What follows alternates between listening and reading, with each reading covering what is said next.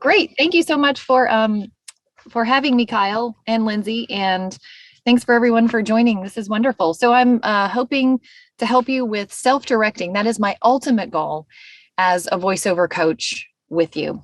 Okay, so script analysis. Let's take a look here. So first thing that you want to do once you have your script is identify what type of script you have. Gosh, it could be corporate, it could be an audiobook, but identifying this is most important. It could be e-learning, animation, I should have mentioned more here, phone messaging. Most of the times when auditioning, the client will let you know what type of script you have. But if they just say, this is, for instance, say, this is an in-house video and we want a friendly conversational read, maybe it's like a holiday sale for Macy's, you would probably know that right away. But there are others that you just kind of have to look at and engage what type of script you'll be reading, what the artistic direction could be. It could be very excited or frustrated or very curious. I like to tell my students a lot with conversational reads, pretend you're in a TED Talk. And that seems to really help get them in that zone of being super conversational, where you're walking across the stage and you're just chatting with folks. So that's one too. And then of course, scripts can be a combo of many of these same things together. And there's a whole plethora, of course, outside of these artistic directions, what you see on the screen. So you have now your script analysis of whatever it may be, corporate or an IVR or a friendly informational TED Talk type of read. So with that, you have to figure out which emotion to add to that script. Let me give you a few quick examples. So if we just read something like this little sentence I have here, well, we could do this today. It's kind of blah, kind of boring, right? So we have to bring that to life with the correct emotion, emphasis, breathing, gesturing, and timing. So let's say the client wants a big smile. So you put on your big smile and you're excited. So, well, we could do this today. Okay, so do you hear the difference? We'll use a little different sentence here. You're curious about something. So, really? I had no idea. So you're kind of raising your eyebrows and see, I'm shrugging my shoulders. The gesturing comes in there. Or you can crinkle your nose. You're kind of confused. Not really, not today. So you would do that in real life too, right? Or if a lot of scripts have several, as I mentioned earlier, several different genres within. So you'll want to maybe, this helps me a lot, swinging my hands. I swing my hands a lot when I talk. I hit my pop filter a lot. Not that I need to do that, but you could say, well, we could do this. Oh, see, I just hit the thing. Okay, so we'll move that back up. Well, we could do this or we could do that, and see how my voice changes with that.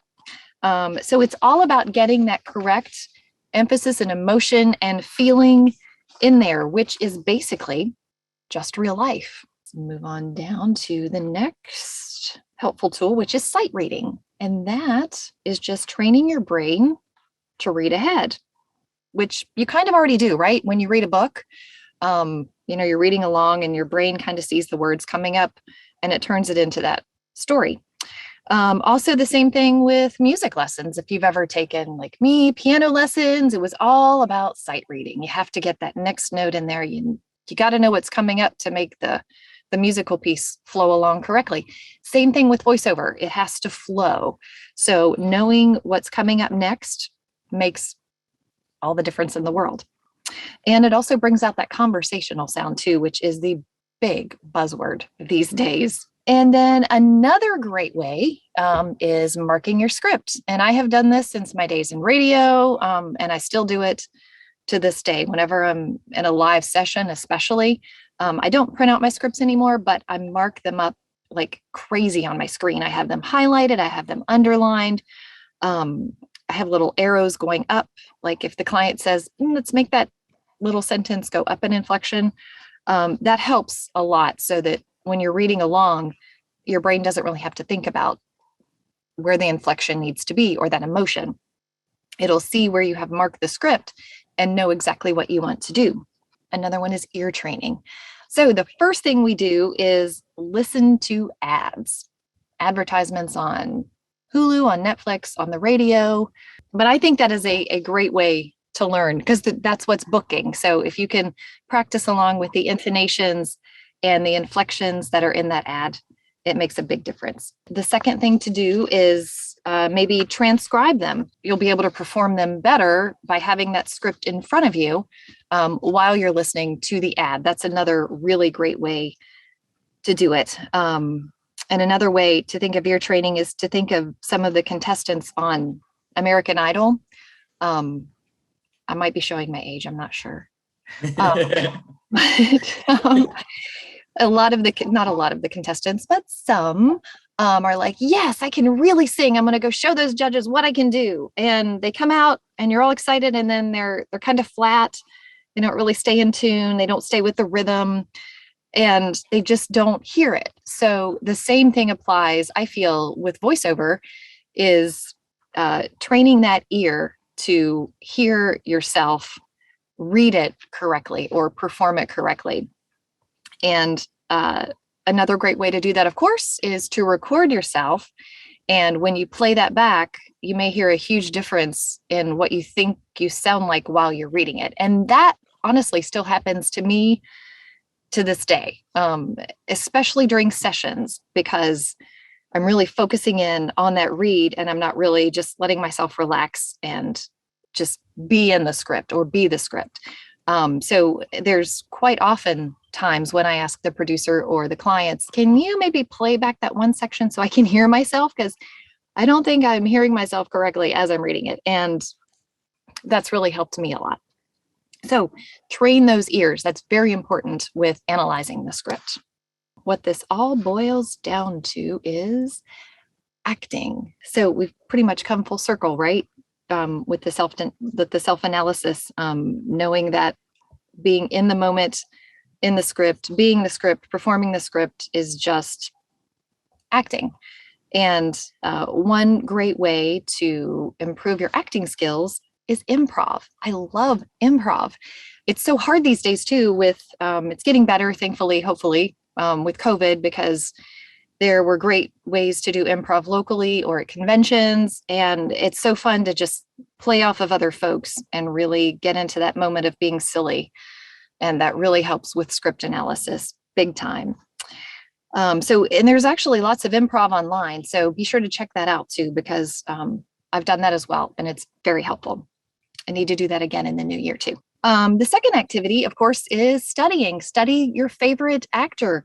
And that will help you get in that moment, just like singing the song. You know, when you're singing the song, you get into those emotions, and you'll do the same thing with actors, whether it be Phoebe singing Smelly Cat, or Buddy the Elf, getting in character there. Not necessarily that you're going to be in character doing commercial voiceover rather than animation, but it definitely helps on the commercial side of things. Just allowing yourself to be completely uncomfortable and become completely silly.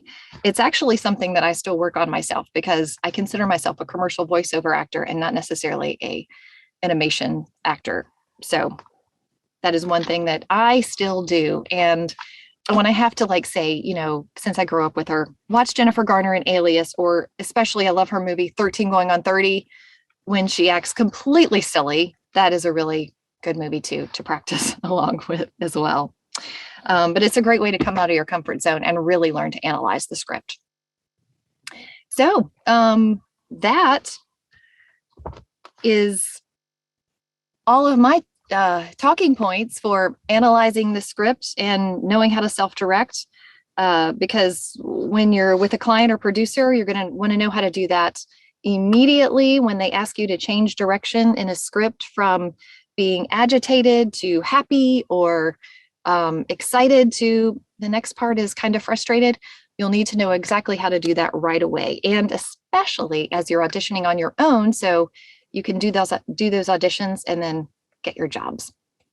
Definitely. Amazing. So those are some great pointers there, and definitely one of the most critical parts of voiceover is being able to direct yourself when you're doing these auditions. So awesome. Well, that brings us to the end of today's webinar. Amie, thank you so much for spending the time, carving out that hour, and sharing your knowledge with us. I know I can speak for many of us here. We very much appreciate it. Your knowledge goes a long way. So thank you very much. Oh gosh, thank you so much. Thank you, Kyle, and thanks to voices.com. And thanks everyone for tuning in. And this is really fun. Let's do it again. Definitely. From what I understand, we're going to be more in 2022. So, but with no further ado, I'll let everybody get back to their days. And until next month or until 2022, I believe. We'll see you then. But thank you all. Happy auditioning, and I hope everyone has happy holidays as well. Yes, happy auditioning, happy holidays. Thank you, Kyle. No problem. Have a great day, everyone.